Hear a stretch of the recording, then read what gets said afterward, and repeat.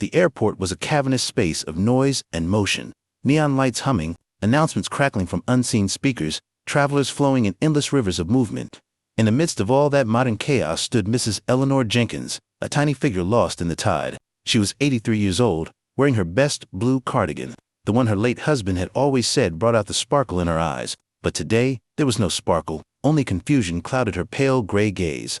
Her boarding pass quivered in her hand like a fragile leaf in a storm. She had arrived early hours before her flight, worried she might somehow miss it. Every step, every checkpoint had felt like climbing a mountain, the endless queues, the incomprehensible announcements, the blinding signs flashing in 1,000 directions. She clung to her ticket like a drowning sailor clings to a lifeboat. At last, she reached the boarding gate, her legs aching, her breath short. The final barrier between her and the airplane and the granddaughter she hadn't hugged in 5 long years. A young woman in a crisp navy uniform stood by the boarding bridge, a tablet in one hand, a practiced smile on her face. "Good afternoon, ma'am," she said brightly, not really looking at Mrs. Jenkins. "Boarding pass, please." Mrs. Jenkins extended her shaking hand. The woman scanned the pass swiftly, then paused, frowning. "Can you please tell me your seat number, ma'am?" Mrs. Jenkins blinked. The world seemed to tilt slightly. My seat number." "Yes, ma'am. For security verification, you must state your assigned seat." Mrs. Jenkins' mouth opened, but no words came. A terrible blankness spread through her mind. She looked down at the boarding pass, the tiny numbers smearing into meaningless ink blots. I don't remember," she whispered. The attendant's smile faded. She adjusted the tablet in her hand, glancing at the growing line behind Mrs. Jenkins. "I'm sorry, ma'am. It's policy. If you cannot state your seat number, you cannot board." Mrs. Jenkins felt the air rush out of her lungs. "But it's right there, on the ticket. I'm sorry you have to say it yourself." Around them, the impatience of the crowd began to simmer. People shifted side, checked their watches. Mrs. Jenkins could feel their eyes prickling against her skin like tiny needles. She tried again, her voice cracking. 70-something, or 17. The attendant shook her head, professional but unmoved. "Please, step aside, ma'am." The boarding pass was handed back now, with a bright red sticker across it, "Denied boarding." Mrs. Jenkins stumbled backward, bewildered. Her body knew before her mind fully caught up. She was being banished. She moved to the side, as if in a dream. The clatter of suitcase wheels and the murmur of boarding calls blurring into a dull roar in her ears. She collapsed into a nearby chair, her old knees giving way. Her hands trembled violently. She pressed them together to still the shaking, but it only seemed to make it worse. She had failed. Somehow, she had failed at something so simple. She was a child again, standing alone in a vast schoolyard, not knowing which way to run. No one approached, no one offered help. People flowed around her as if she were nothing more than an inconvenient obstacle, a piece of discarded luggage forgotten by someone more important. Minutes passed, or hours. She couldn't tell anymore. Shame burned her cheeks. Fear gnawed at her chest. Was this it? Was she going to sit here until someone made her leave the airport altogether? She fought the rising tide of tears. "You're not weak, Eleanor," she told herself. "You've lived through wars. You've raised a family. You survived widowhood. You can survive this." But inside, she was crumbling. She tried to squint at the boarding pass again. The small font mocked her, reminding her of how time had stolen even her ability to read simple numbers. A sharp voice cut through her daze. "Next, please," called the attendant, already moving on. Mrs. Jenkins shrank further into herself, her heart aching in a way that had nothing to do with age. In a corner of her mind, she heard the voice of her late husband, warm and teasing. "When you get there, Ellie, just smile and they'll help you." She had smiled, and they had turned her away. Somewhere deep inside her, something flickered. Not anger, not yet, but a quiet refusal to give up. She clutched her boarding pass tighter, wrinkling the thin paper. Maybe someone, somewhere, would see her, would remember she was a person, not a policy violation. But for now, Mrs. Jenkins sat alone, invisible amid the bright, heartless machinery of modern travel. And the minutes ticked by. R.S. Jenkins sat still as a statue, her crumpled boarding pass sagging in her lap. Around her, the airport moved relentlessly forward, indifferent to the small human tragedy unfolding in its midst. She stared at the floor, the cold tiles blurring into one another. A deep ache gnawed at her chest, not physical, but something worse. The ache of being unseen, of being discarded, of realizing that to the world, she had become just another problem to be managed. Somewhere deep inside, a small voice whispered, "Get up, Eleanor. Try again." But her body felt too heavy, her spirit too worn. A young mother rushed by, dragging a squealing toddler behind her. A businessman barked into his phone, barely glancing at the frail figure sitting alone. No one slowed, no one asked.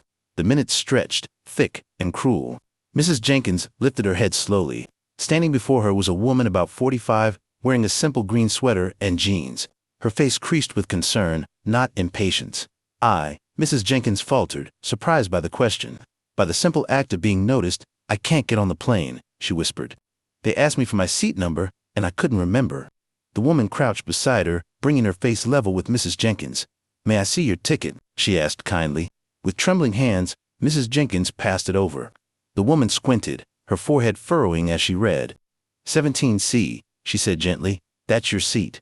17 Charlie. 17C, Mrs. Jenkins repeated, tasting the words carefully, as if memorizing a secret password. The woman smiled warmly. That's right. Would you like me to walk you back to the gate? A fresh surge of gratitude swelled inside Mrs. Jenkins, so sudden and overwhelming it nearly took her breath away. Yes, please, she whispered. The woman offered her arm, steady and reassuring. Mrs. Jenkins clutched it like a lifeline as they approached the gate once more. The same young airline attendant stood there, her face tightening when she spotted Mrs. Jenkins. Ma'am, we've already processed, Mrs. Jenkins interrupted, her voice trembling but clear. My seat is 17C. The attendant hesitated. She looked between Mrs. Jenkins and the woman supporting her. Passengers in line paused to watch. For a long, heavy moment, the attendant said nothing. Then, with an exaggerated sigh, she waved them forward. Fine, proceed. It wasn't kindness. It wasn't understanding. It was impatience, annoyance, wrapped in the thin veneer of professionalism. But Mrs. Jenkins clung to the small victory nonetheless. She turned to the woman in the green sweater. Thank you, she said, her eyes glistening. The woman squeezed her hand. Safe travels, ma'am. As Mrs. Jenkins shuffled forward onto the jet bridge, she felt lighter somehow, as if that one act of kindness had stitched a small tear in her heart. Inside the plane, the world shifted again. A young male flight attendant, with an easy smile, approached her. Welcome aboard, he said brightly. Can I help you find your seat? Mrs. Jenkins nodded, unable to trust her voice. As he guided her down the narrow aisle, she caught glimpses of other passengers, couples chatting, teenagers tapping on their phones, business travelers adjusting their briefcases. No one looked at her, and for once, she didn't mind. When they reached 17C, the young man paused. Here we are, he said, gesturing to the window seat. Mrs. Jenkins hesitated. The seat seemed so far away, tucked against the window, past two other already seated passengers. Her knees trembled at the thought of squeezing past. The young flight attendant noticed. Let's have these folks stand up for you, he said with a wink. With gentle efficiency, he asked the other passengers to step into the aisle. No fuss, no signs of annoyance. Just smooth, quiet help. Mrs. Jenkins lowered herself into the seat, sighing in relief. She sank into the cushion, feeling the hum of the engines below her. The young man leaned down. If you need anything, ma'am, he said, just push this button right here. Mrs. Jenkins looked up at him, blinking back tears. Thank you, she whispered. He smiled and gave a little nod before moving away. Mrs. Jenkins turned toward the window. Outside, dusk was falling, painting the runway in streaks of gold and violet. For the first time all day, she allowed herself to believe. She was going home. To hugs, to laughter, to family. She was not invisible. Not yet. She closed her eyes, clutching the boarding pass tight against her chest like a talisman. And for the first time in hours, she smiled. The plane thrummed quietly as it taxied away from the gate, a low, steady vibration under Mrs. Jenkins' seat. She sat rigidly by the window, clutching her handbag on her lap, her heart still fluttering with the leftover terror of almost being left behind. 17C. She repeated it to herself like a prayer. The world outside blurred into streaks of concrete and sky. The cabin lights dimmed, and a soft chime sounded overhead. Across the aisle, a family settled into their seats, a baby gurgling happily in a carrier strapped to her mother's chest. The sight made Mrs. Jenkins' throat tighten. Her granddaughter, Anna, had been just like that once. So small, so full of life. Mrs. Jenkins leaned her forehead against the cool airplane window, letting the hum of the engine lull her spiraling thoughts. Her body ached, her knees throbbed from standing too long. Her back protested against a rigid seat. But it wasn't the physical pain that weighed on her most. It was the sharp, cold truth that had pierced her at the gate. She had become a problem to be solved, a hindrance, a burden. Once, she had been a woman of purpose. She had run a household, worked 2 jobs, raised children through hard years. Her mind had been sharp, her voice strong, and now, a forgotten seat number had reduced her to a security risk. Tears welled in her eyes, but she blinked them away fiercely. She would not cry here, among strangers. She reached into her handbag and pulled out a folded photograph, an old one, the colors fading. It was a picture of her and Anna in a park. Anna, about 5 years old, sitting proudly on her grandmother's lap, both of them grinning at the camera. Mrs. Jenkins traced a wrinkled finger over the small girl's face.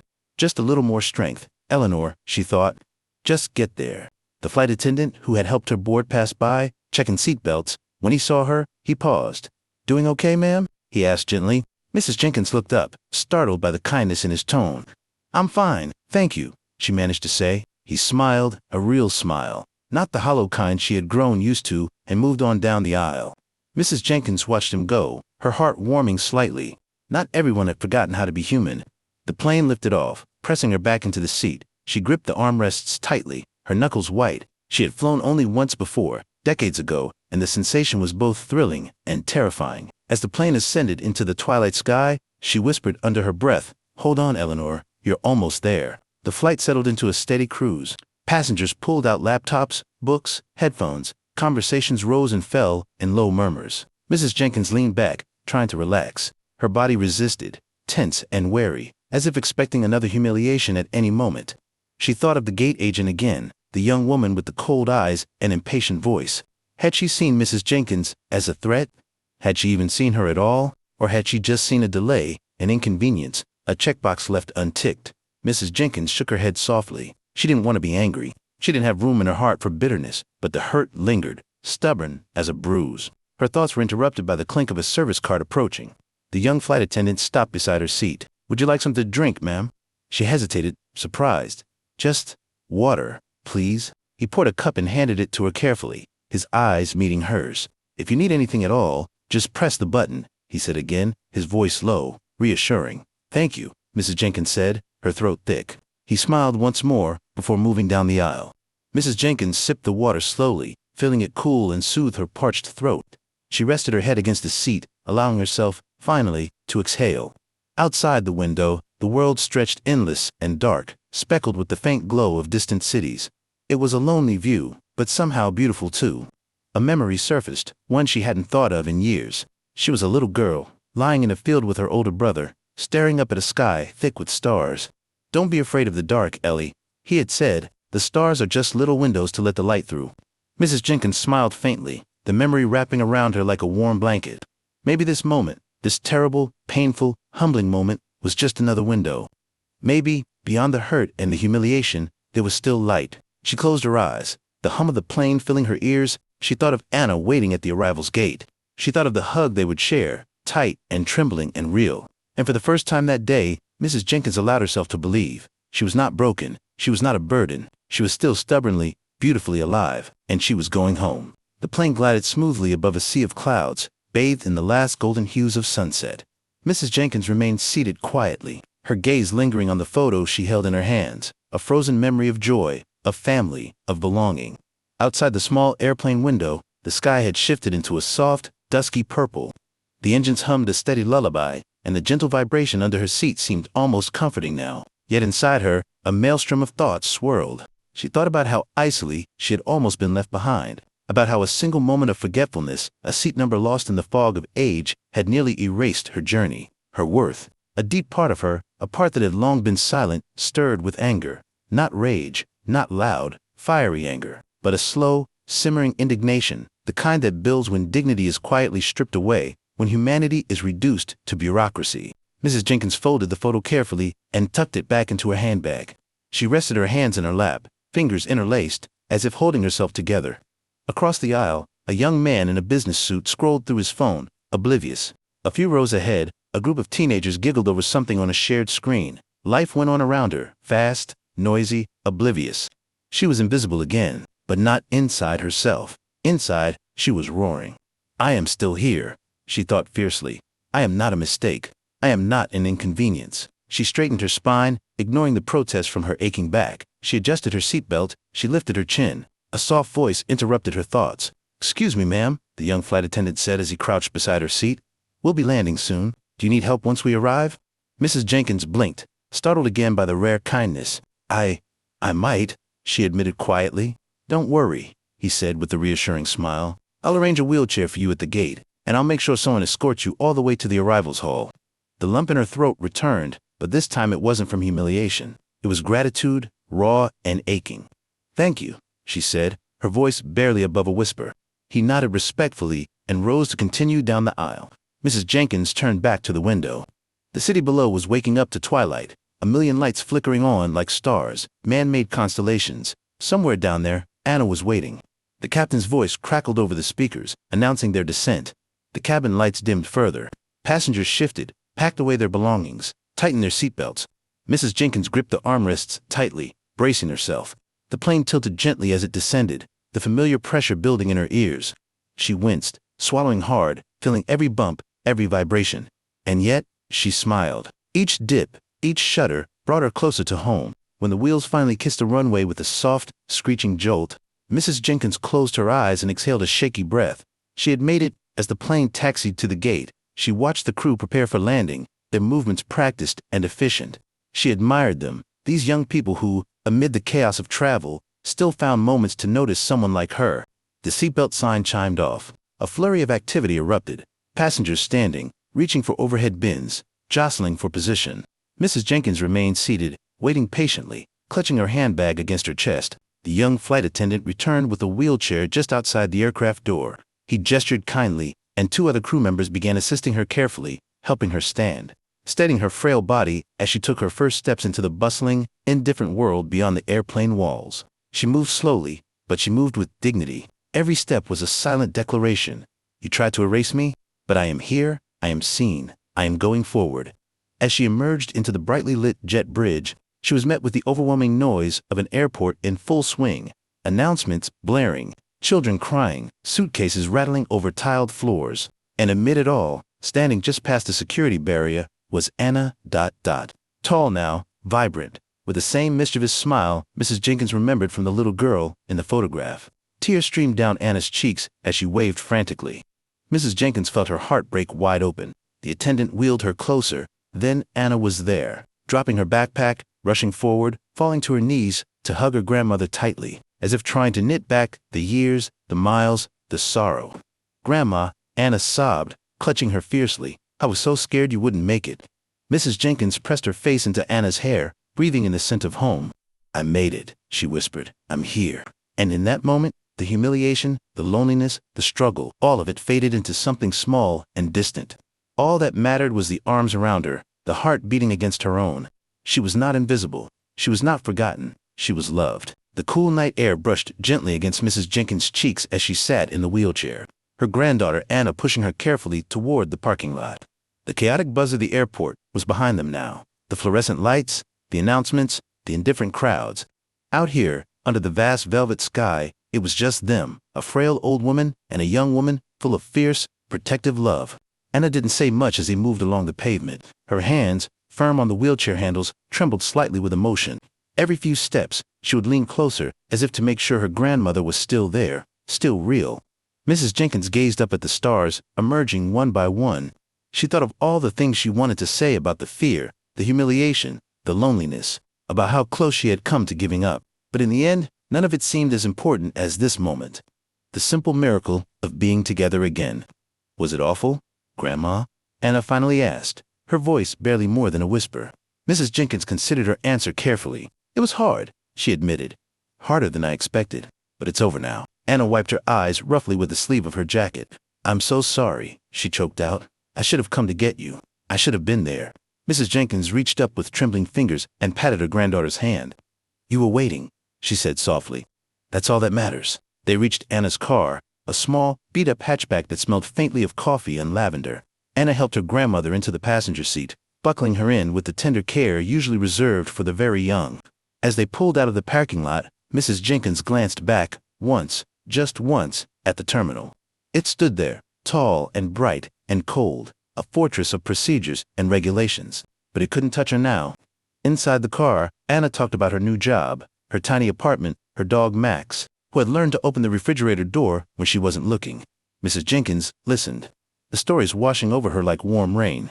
Each word, each laugh, stitched another piece of her heart back together. The city lights gave way to the quieter suburbs, then to the winding roads lined with trees.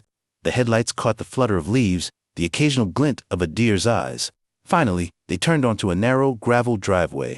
Anna's apartment was modest, 2 small rooms above a bakery that smelled of yeast and cinnamon, but to Mrs. Jenkins, it felt like a palace. Anna led her inside, apologizing for the clutter, the laundry, the unfinished dishes. Mrs. Jenkins didn't care. All she saw was warmth, life. Anna had prepared a small bed by the window, piled with soft blankets. "I know it's not much," Anna said shyly, "but I wanted you to have the best spot." Mrs. Jenkins sat down heavily, sinking into the softness.